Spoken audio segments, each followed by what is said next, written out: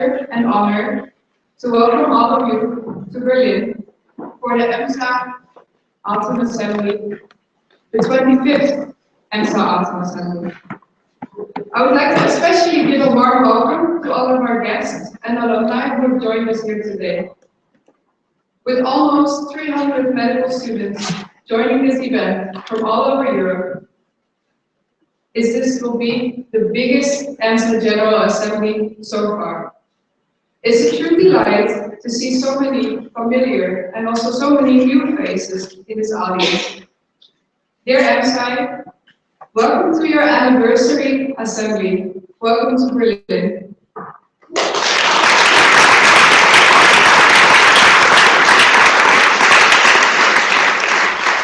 Additionally, I would like to give a warm welcome to the EMSA members who are joining us online as this opening ceremony will be streamed live on YouTube.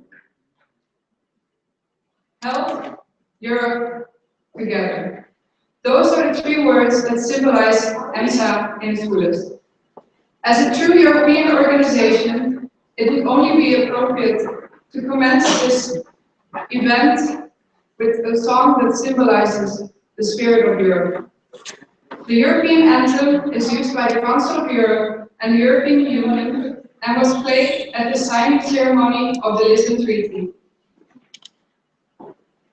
In the universal language of music, this anthem expresses the European ideals of freedom, peace, and solidarity.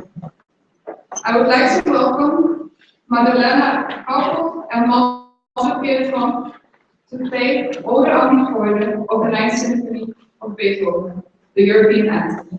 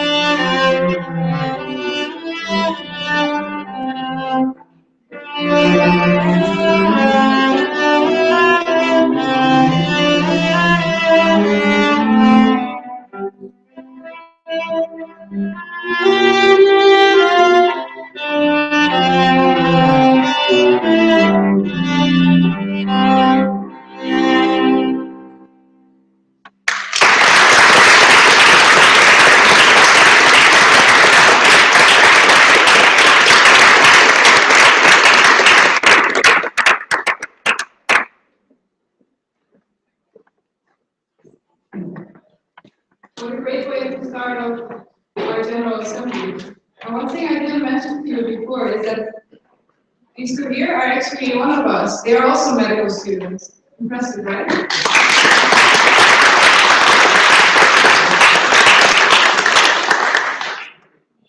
So, as some of you may have noticed, we're not just in a random building in Berlin. This EMSA General Assembly is hosted by Charite, one of the most prestigious university hospitals in Europe. Charite is actually one of Germany's most research-intensive medical institutions. And over the past 3 years, Charite has been ranked as the best hospital in Germany. Many famous physicians and scientists who have worked or studied at Charite. Indeed, more than half of the German Nobel Prize winners in medicine and physiology come from Charite. As my next speaker, I would like to introduce you someone who has studied medical education at the University of Cologne. He then became professor in physiology and is now head of the Institute of Physiology here in Charite. He has been active in several European medical organizations, such as the Society for Cardiology and the European Society for Microcirculation. I would like to warmly welcome Professor Pries, the Dean of Charite University.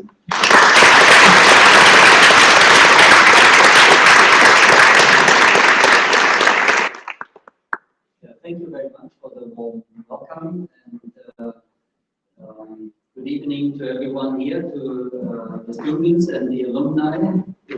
It's really the 25th, which is a great achievement, and some of you should look a little bit older, but maybe I don't spot the right alumni who were present at the first autumn meeting 25 years before. But okay, you will find out. Maybe it's the young spirit of this organization keeps you looking so brilliant even after 25 years of medical practice. With respect to Charite, I can more or less not add anything to the facts you just heard. I'm very proud that you choose the Charite to be here, and we are very happy to host you here. We have at the Charite, you heard about Nobel Prizes and stuff, but I think something which is very relevant during the last years is the very intensive contact we have with our students here at Charite in the development of the curriculum, which was both a very adventurous and very tough and very successful road we went together, the students and the teachers, sometimes discussing different things, but in the end, I think the end product, we are still developing the product every day, but the state of affairs is quite good, and I hope that the students of the next generations will be very happy, and certainly our students will be happy to tell you about that. I have to say that I'm no longer a professor of physiology because it's impossible. No, it's not your fault. It's my fault. Because becoming a dean of the Charite is a full-time job, and in this job I have to do these openings, but there are openings which have more fun and less fun. This is one which has more fun or brings more fun to me, and I also hope that Berlin, the location, brings a lot of fun to you. So probably you know what you will do after the session, and therefore I don't want to prolong the session more than necessary, and I wish you a very, very successful congress and meetings and papers which you will produce, as far as I learned. So very tough work you have to do, and I wish to meet you again here at the 50th anniversary.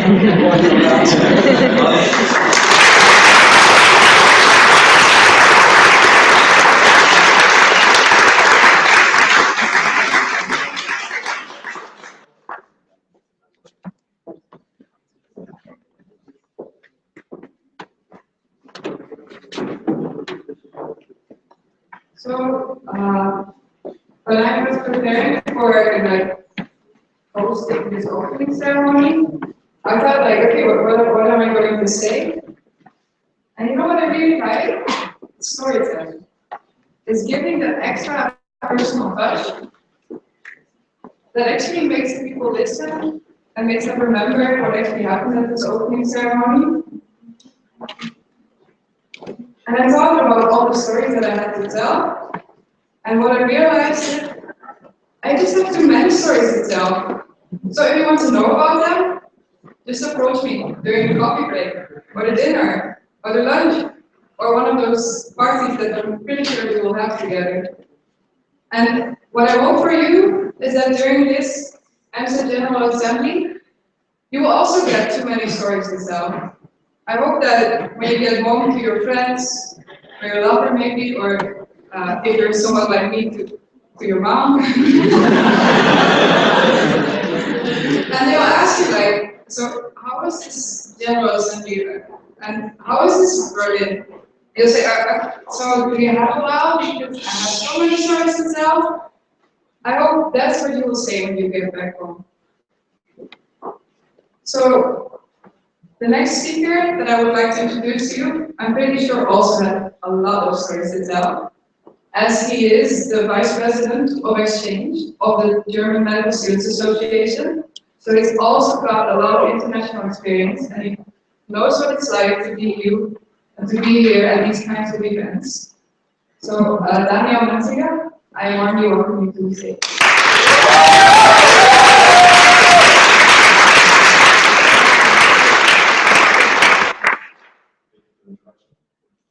Dear medical students, dear friends, today I have the pleasure to welcome you all to a wonderful campus of Berlin in the name of our bvmd board, and thank the organizing committee and our initial coordinators for the work they've done in preparing this meeting.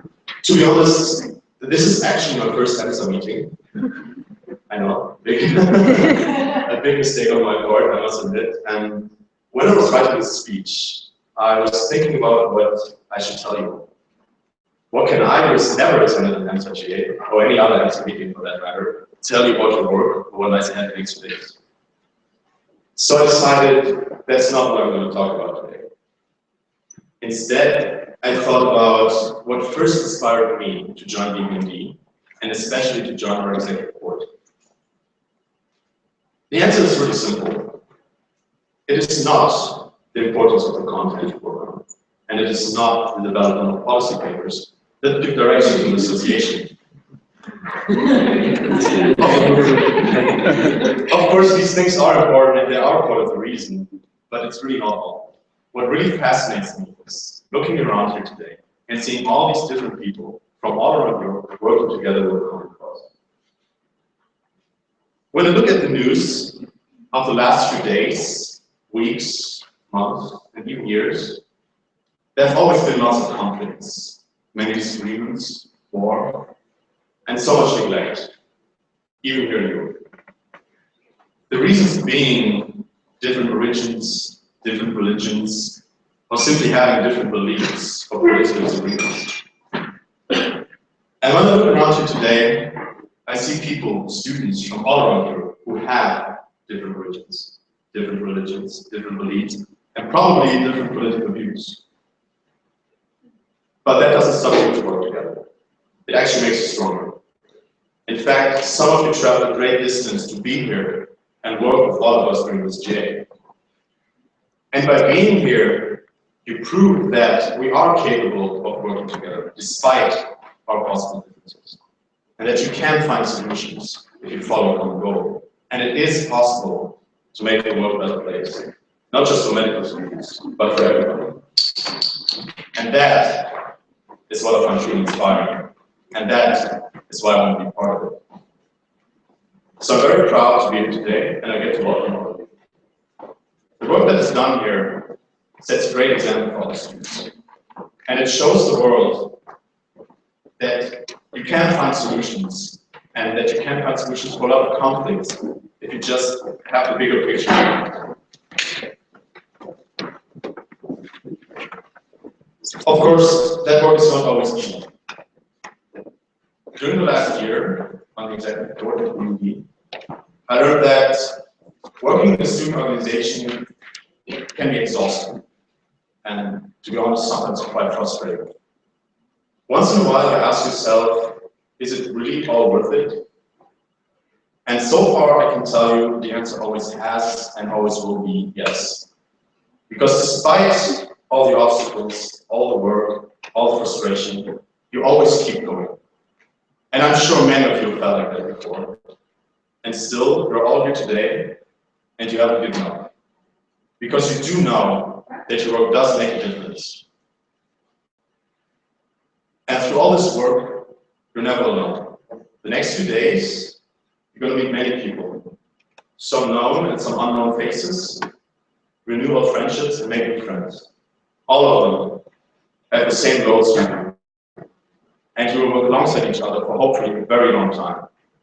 So if you ever do feel like giving up, just look to them and let them be your inspiration. I truly believe that if we keep working together and supporting each other, our voices will be heard. So, for the next few days, work hard, party smart, and have a great time here in Berlin. And don't let anyone ever take away that. Thank you very much.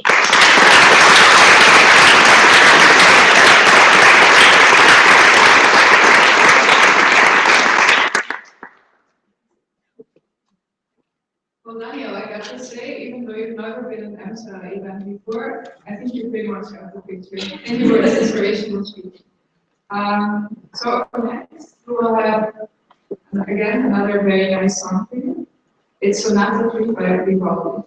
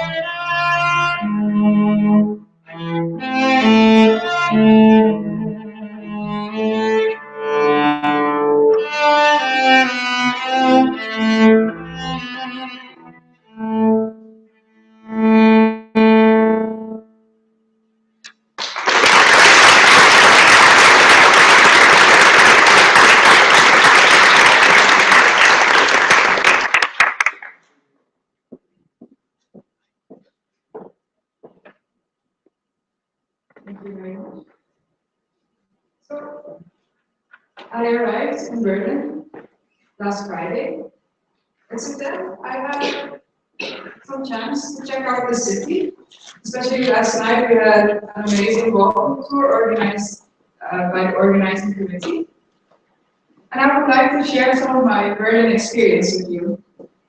So yesterday we were walking through the city and we saw, let's say, the main sites. We saw so many amazing buildings and monuments. We went to the Brandenburger Gate, definitely something that I would advise you to visit. And we were just walking around the city, and I can say Berlin is an amazing place. On the one side, you have these amazing monuments. On the other side, you have the women's being in the city, like that. That was really inspirational. No, but I do really like Berlin. And one of the highlights where we went to yesterday was this checkpoint Charlie. To be honest, I was a little bit disappointed. Where is this Berlin Wall that they spoke about? I didn't see it at all. And then, one more thing that I would like to share with you is how you can discover like who you should ask for directions. So how do you identify the locals? Well, if you see a tourist, you will notice that they're all looking up. They're all checking out the amazing buildings. Because Berlin has a lot of great architecture. But the locals, they will look down, because they know to look out for all the shit on the ground. Without further ado, I would like to give the stage to the two persons that brought this year to Berlin, and to the two persons that will actually convince you that Berlin is an amazing city.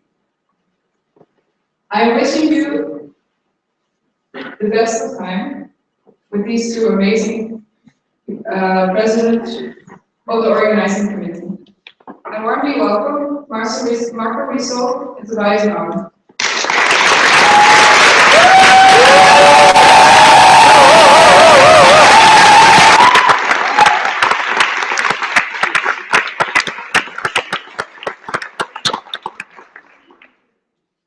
Dear EMSA, on behalf of the Organizing Committee and EMSA Berlin, we'd like to welcome you all here in Berlin and to the 25th EMSA Autumn Assembly. When we were thinking about hosting this event, we had some reasons in our minds why we thought that you should come to Berlin, that you should get to know the city and the way it is working.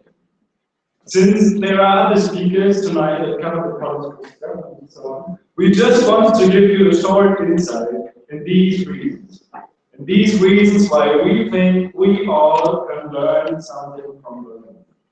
Walking through Berlin, you can feel the history all over the place. Berlin is surely a symbol for the end of the Cold War and the living example of Europe moving closer together. But there is something more that makes Berlin one of the most attractive cities of the world, especially for young people from Europe. According to the German publisher and art critic Karl Schäfer, who once described Berlin as always condemned to become never to be, we think that what makes Berlin special is its imperfection. Due to the lack of industrial companies and therefore the lack of liquidity in the city, many people have kept creative to be able to realize their ideas and projects. That's why people improvise a lot. For example, when they open a rooftop bar or a parking lot or a nightclub or a proper nightclub, which now had to close, unfortunately. In an old swimming pool. They had to close it because, like, 5 years after running the club, someone noticed, oh, they're using it as a club. It actually was a problem of fire protection. You can feel people putting their hearts in these projects, friends support them, and lend their hands, winning other people's attention, and so on. That's why there is this respectful, friendly atmosphere which attracts a lot of young people. Berlin gives you an easy chance to get your foot in the door with your own idea, and that's why places and spaces are the way they are. Typical Berlin, perfectly imperfect, and actually everyone is cool with that. Yes, and just like Berlin, our autumn assembly will not be perfect or extravagant for this matter. Many things will be improvised. Like when yesterday they discovered a 250 kilo aircraft missile from Second World War right next to our OC building, where we had like stored all our stuff, and they said like, okay, you have to evacuate. Or when the delivery service that should deliver the booklet like just with bankrupt and we cannot get a booklet or bags. Well, and that is why, which applies to Berlin, it will always also apply to our GA. We need you to make this GA a success. So let's do it together. Lend a hand if you see that someone needs one. Take your waste with you if you leave a room. Drink responsible, respect the rules of the hostel, and wash the dishes after dinner. That is what we think the Blue Spirit really is all about, or should at least be about, and what will make this one of the greatest GAs, and not only by number of people attending. Now, in the end, we want to thank ROC, our organizing committee, for all the effort they put in this. It would not have been possible to do this without you guys. Thank you. We'd like to welcome you all on the stage so that everyone can see you.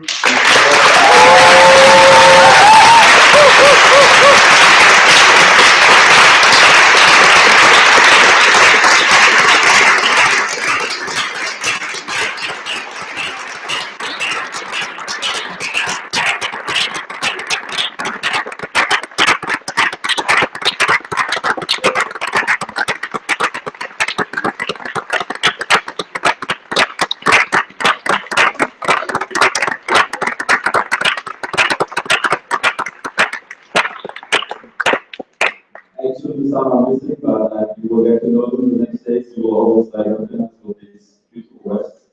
And we'd like to also thank our helpers, that are, some of them are also here in this hall, and it's like without you it wouldn't be possible to make this thing happen as well, and we are very proud that you are here and help us. And we also want to thank Charite and the people that work in it, especially the technician, Mr. Papazoglou.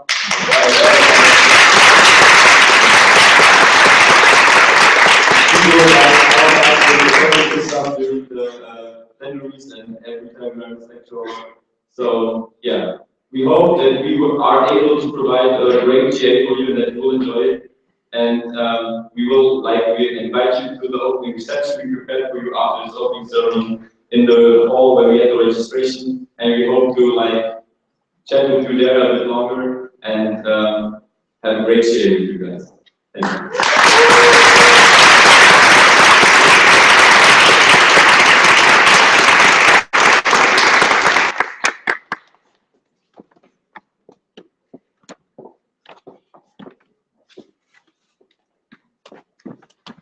Thank you, dear OC. It was a really inspirational speech, and actually for me as a person, it's been really inspirational to work with all of you over the past months. I was surprised to see this heart for EMSA that you have. It's super big, and I'm very happy to be able to share it with you. So, when I was preparing for, again, I've been preparing for the past days for this session, and I spoke with one of my friends, and I asked him, so what am I going to do? Do you have any ideas? What should I speak about? And he said, you should sing a song. And I said, no. And he said, no, why? You have to sing a song?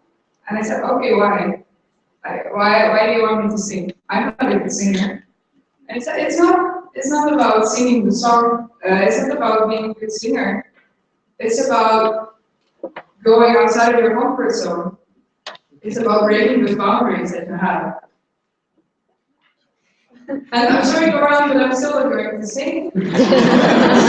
and for those of you who heard me sing before, you know to be thankful that I'm not going to sing.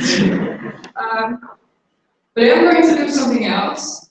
But I'm not just going to embarrass myself. I like to share things with my team. So I would like to warmly welcome to the stage the EMSA board. We'll be here for you the coming days. Please come and join me.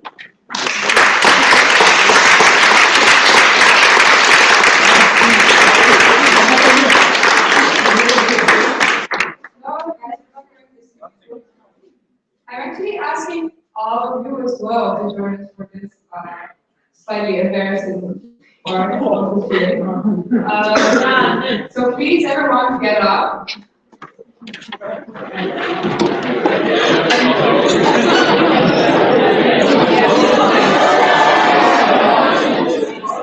Lara,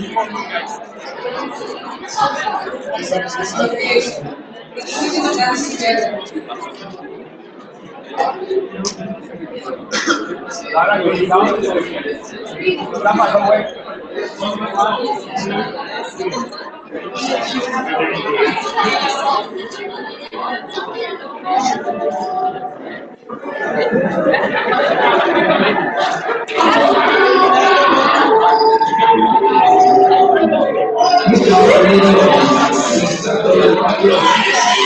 Queremos darle una bienvenida a todas las mujeres que hacen bien por todo el mundo.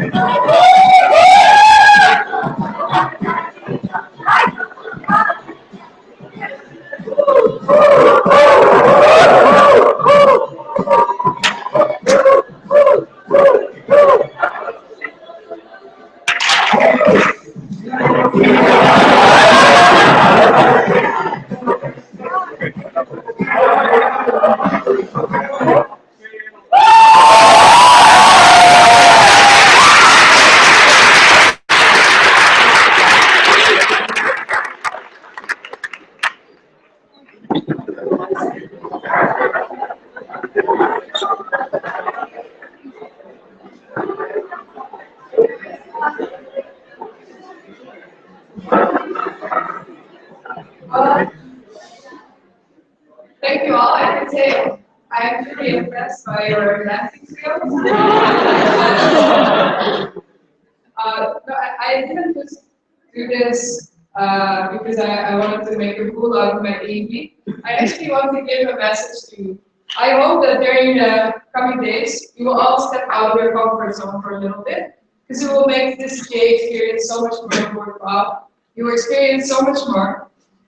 So dare to be out there. And also this song was a nice bridge to the next speaker, because he's the one person that you can blame for this dance. He's the one person that brought this song into EMSA Europe. I would like to warmly welcome Jannis Papazoglou, the EMSA president.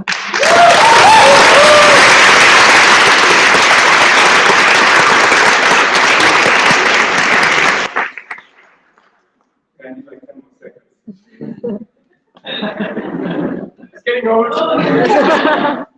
So I'm the last speaker, so I thought I would have to wake up everyone. I think Lara covered that. So I'm going to shake you up a little bit, maybe. I don't know about you, but I had a really great summer this year. I never made it to the beach, but in Germany we had some exceptionally warm days. And I think I never ate that much ice cream in my life before. So now I'm standing here and I'm speaking, and there are more coming in, to almost 300 people. And I have the great honor of opening this anniversary assembly. But in a couple of years, when I will look back at this summer 2015, what will I remember? Will it really be the 40 degrees, the ice cream, the Scottish dances that I learned last week? Or will it be something else? On my trip into Berlin, I remember the conversation that I had with a friend of mine. He studies medicine in my year, and he's from Syria.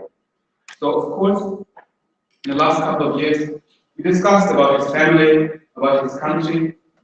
And just last summer, he told me they managed to flee from Syria and that they are in safety now. He hadn't seen his family for 5 years. And I asked him, where are they now? Baghdad, he replied. And I thought to myself, wow, Baghdad. I would never ever want to go there voluntarily right now. So can you imagine how scared people must be? How bad their life must be, how miserable, if they consider the city of Baghdad a safe haven? I think what we'll say in my memory from this summer, the summer 2015, is the following impressions. Those television images from the Greek island coast, where at times almost half of the population was refugees. And those television interviews with tourists from France and from UK and other countries, and they were complaining about how the school crisis in Kos is really disturbing their vacation there, that the smell from the camps is disturbing their evening walk on the waterfront, and that they cannot go to the beach to swim anymore. And we could see in television European citizens, and they were filming the camps with their iPhones and their iPads, and taking pictures with their selfie sticks. So I think what will remain in my memory from this summer, the summer 2015, is also this photograph that traveled the world from the young Syrian boy, Alain Kurdi, a refugee, lying on that beach, and I've been on that beach some years ago, in Bodrum, Turkey, washed up by the waves on Europe's shore, with his face in the sand. Alain was only 3 years old. I think this whole refugee crisis, especially in the last days and weeks, has risen to a biblical and ethical level. It is not hundreds, it is not thousands, it is millions of people. And I guess it was foreseeable for some time that this combination of growing mobility in the world and the worldwide interconnection of media and this huge social dislocation in the Central East and North and Central Africa, they would eventually create this refugee stream of incredible pressure that is now hitting this zone of prosperity and freedom that we call Europe.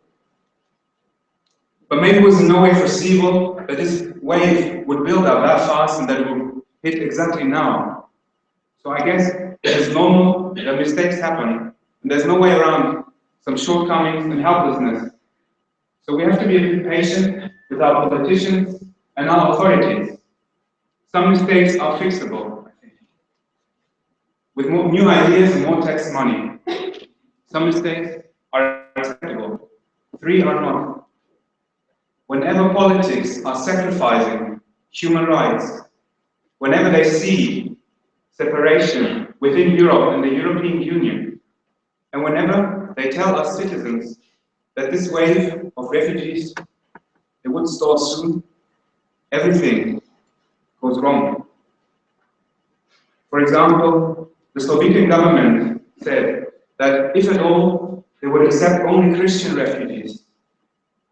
And we have to demask those approaches to what they really are, a sin against the very core of European identity. Protecting humans from torture and murder is not a matter of religion, and human rights should remain undividable in Europe.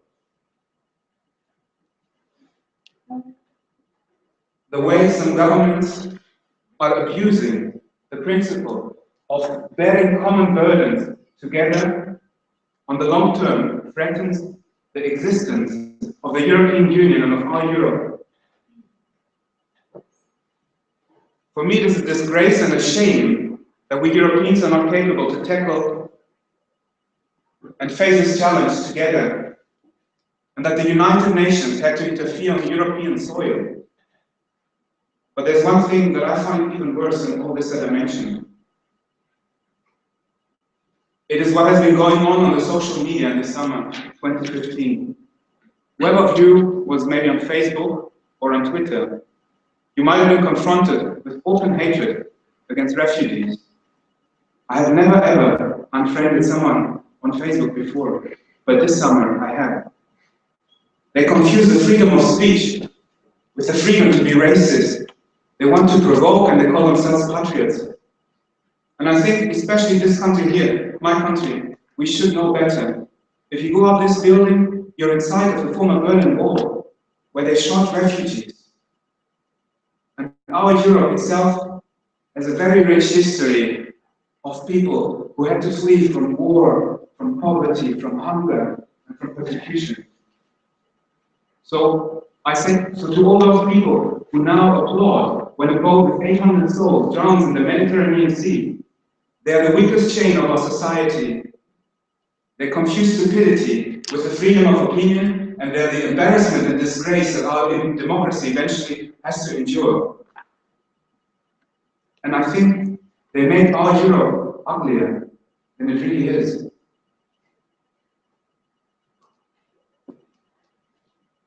As it was mentioned last week in the State of the Union address by the President of the European Commission, he said the following words: pushing balls back from Pries, burning refugee camps, and turning a blind eye to suffering people. This is not Europe.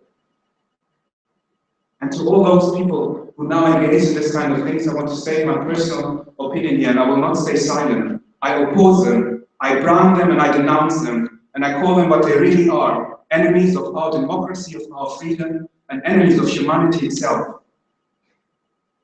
So I would like to do something maybe really uncommon to this sort of international students gathering.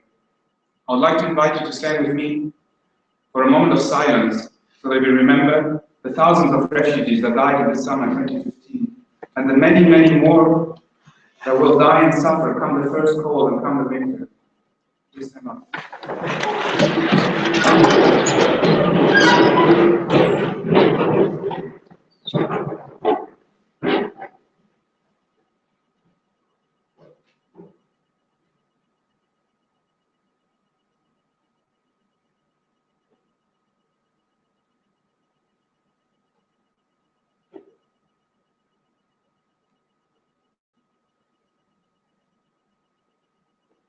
Thank you.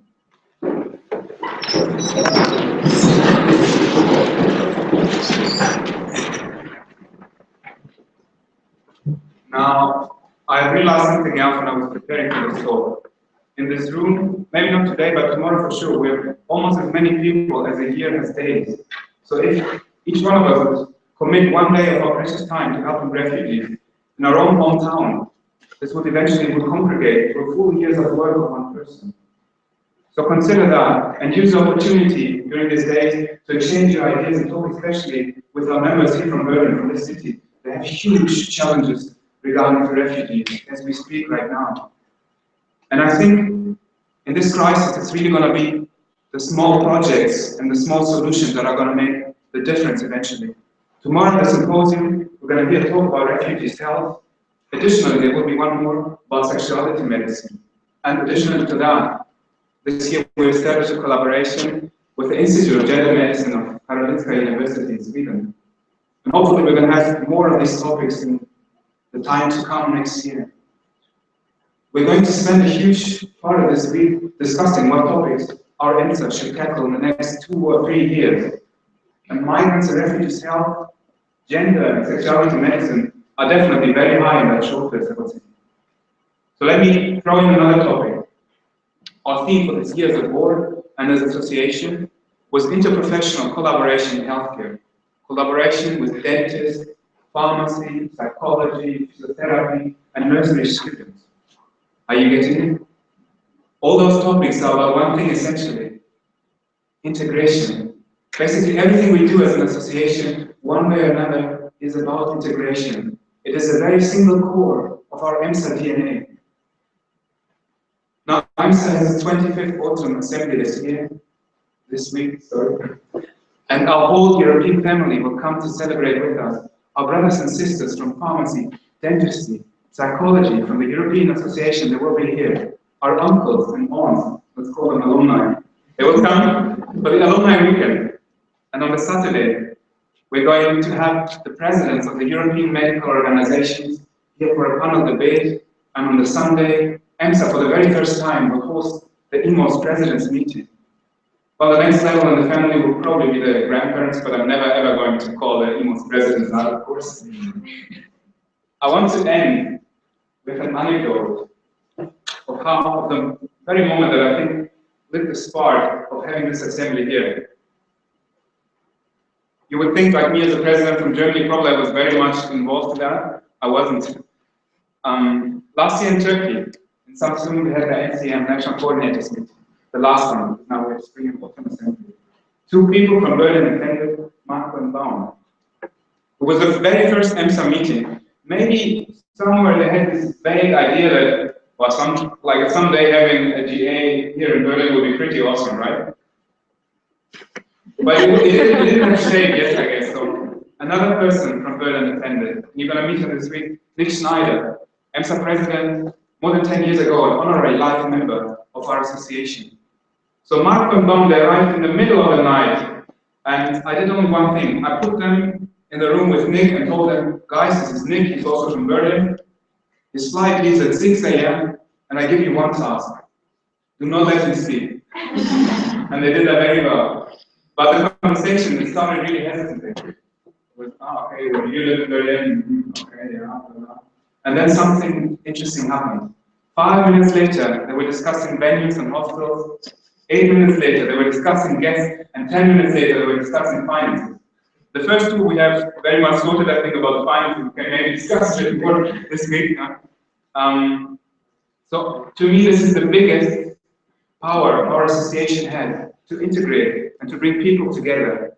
Medical students from all over the continent, policy makers, professional organizations, students, and alumni. So I urge you, use this week and use it wisely. Talk to people from other places. Talk to our guests. Talk to our alumni. It might change your life like it did for me. Let's make this 25th Assembly the biggest and best that EMSA has ever seen.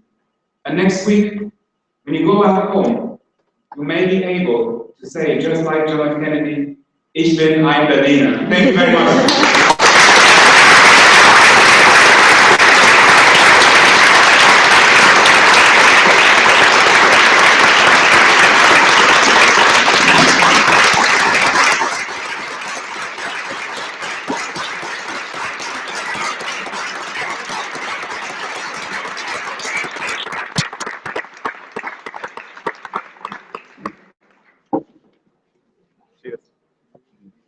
Yeah.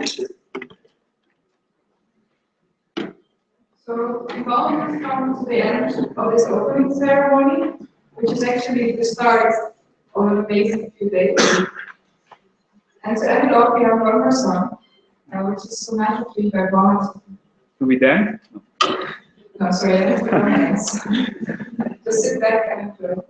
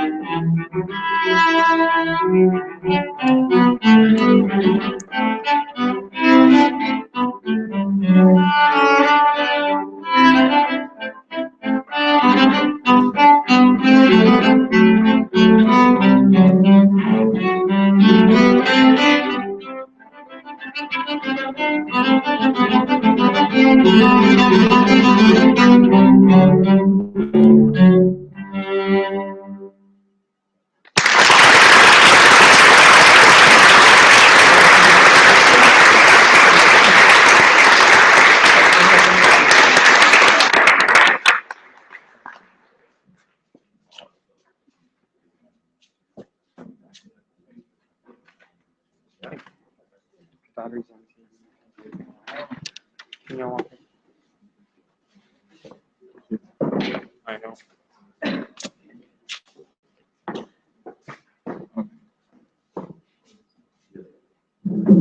So before we all head to the reception to have some amazing food prepared by OC, we have a couple of announcements that are very important, so please pay attention.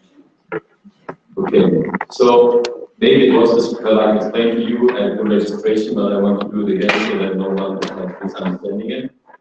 You got your badges and they are also your tickets for public transport, right? But you have to always carry a valid ID with you so that like if you are getting like, I don't know, checked, people can make sure that it's really you having your badge and not having the badge of someone else that maybe is pending. So it's only valid with your ID. Also, we would like to tell you that the speakers we have tomorrow, Jannis already mentioned it, tomorrow morning, starting at 9 in the plenary hall here, we will have first the two speakers from our Institute for Sexuality Medicine that will speak about the indications of sexuality medicine and the research that's actually done at the moment in Berlin. And after that, we will have our former dean, Mrs. Kiesel, talking about refugee health, which I think is a very interesting topic and will be actual pressing at the moment. So we would like that you all be here on time so that we can start with our speakers, and I think it are interesting things we'll learn and eager at room break. As well, we want to inform you again that the hostel has very strict rules. I don't know if you have already checked it and it was told to you, but the rules are very strict. It's not allowed to have alcohol in the rooms. And German strict. No alcohol in the rooms, and after 10, you should be silent when you are at the area of the rooms, which means no room parties. Okay? I know that it's like a shock for our EMSA, like at GA, that there are no room parties, but the hostel has a place in the basement that's actually like a club. It's kind of a club. Sometimes they also have DJs there. It's a bar, you can drink beer. And if you don't want to stay there, like you can go out drink in public. In Germany, it's okay. You can go to the parks and to the places you want to stay there and drink there. And Berlin has very, very many nightclubs that are open all week, all the days. So you can go party if you want. Just don't do it in the hospital. It will cost you €100 fee if you want to stay. Where's Paul from Munich? Paul? You heard that? Those from parties leave the beds where they are. Our friends from Georgia, the same. So just to be clear, we won't cover it. If it happens, you have to pay. Just to make it clear. Huh? 100 euro it will cost. EMSA is not going to pay for it, and we're also not going to get you out of prison. Maybe UNC will not be wrong. Okay. And one last thing about the hostel, I just got it. If you left your luggage at the hostel, it will be in room 681. Okay, 681. The keys for your rooms will be at the reception. The staff knows everything, I hope. Just go there, they will give you your key. They know where you stay, which key you will have. And your luggage is in room 681. Okay? If you have questions regarding this, come to me. Thank you. enter during reception. And like before the board will tell you some things they want to tell you, I want to like say again that the reception we are having will be there where the registration was. Okay? So you just have to get out again. We will try to put up signs tomorrow. And turn to your right, go around, turn again to the right if you arrive to the next street, and then it's on your left. Okay? We hope that there are guys maybe, but you will find it good. Hopefully everyone's going to the right direction.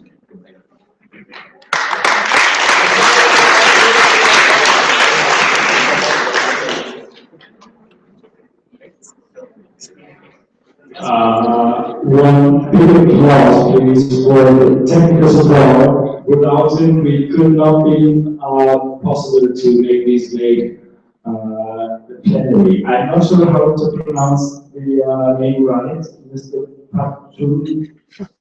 Papazoglou. Thank you.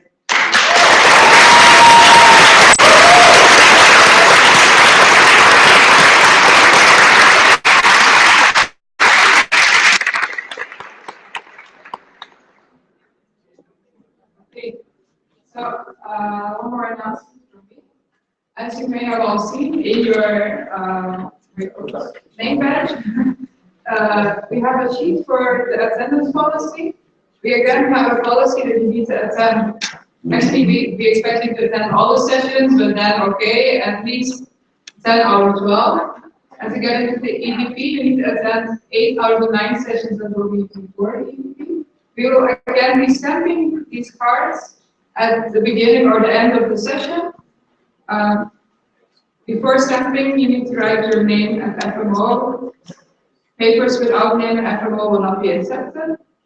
For today, nothing is mandatory yet, but tomorrow we will start with this policy, so make sure you're in time and that you attend the sessions. Because we actually want all 300, to see all 300 of you here, because you're here for EMSA, you're here for yourself, and we hope that this way we can all make this event the best it could ever be. Yeah, so maybe some more announcements. Tomorrow we're going to start with the plenary. There's one change compared to the last years. Tomorrow we're going to vote on the annual reports of the European Board, but there will be no presentations. We're going to follow what it says in the internal rules, and you, the people with voting rights, are going to vote on the written reports. That's why in the other room we printed all the reports. They're also shared online, and so please read them so you know tomorrow what you are going to vote about. The plenary is going to move very fast because we have a lot of things to discuss and to do. So read those. If you have questions about policies, contact Pascal. All the policies that we are going to adopt, we're going to try to adopt this week, are there. Then again, as a reminder, our alcohol policy. We sincerely don't want to get any of this out of hand. We all signed the policy when registering during this event. EMSA is doing a lot of advocacy work with alcohol. We're going to have a guest from the European Youth Forum, Alcohol European Youth Forum this week. We also, as an NGO, we quit the Alcohol Forum of the European Union in June because we felt things are not going to move fast enough. So take this kind of things into consideration. No one has anything against drinking a beer. I'm the last person to have that, but know your limits, please. Watch out for your friends, and especially don't drink and smoke in front of external guests. That would be our sincere hope as a board. Okay, let's rock it. One more thing, we have for tonight, we have only the opening reception and there's no additional social program. So if you must see something of Berlin tonight, it's the best time because you have to be here during the days, and for the other nights we prepared social program. So just for your information. So maybe some last things before you guys can all leave. First of all, there are more than 150 people that we could not accept for this event because we had limits from the accommodation. And I would like to, if you hear something interesting or if you are in an interesting session, just if you post anything on the social media, use this hashtag, maybe you also the right hashtag, EMSA2015AA. Okay, so share along, share pictures. We're going to have a live poll which is going to crawl in Instagram, in Facebook, in Twitter, all those tweets, and we're going to present them here in the breaks. And also, like, if you capture a nice thought, just tweet it, people can post it on Facebook, so people can follow this event online, and you also can take the maximum out of it. Now, before everybody goes out, we would like to ask people that are candidating for a position of the European Board that they approach us down here, and the people, the non-board members that are going to hold pillar sessions during this week, so we can get to know each other, hug us, and talk about stuff. Thank you very much.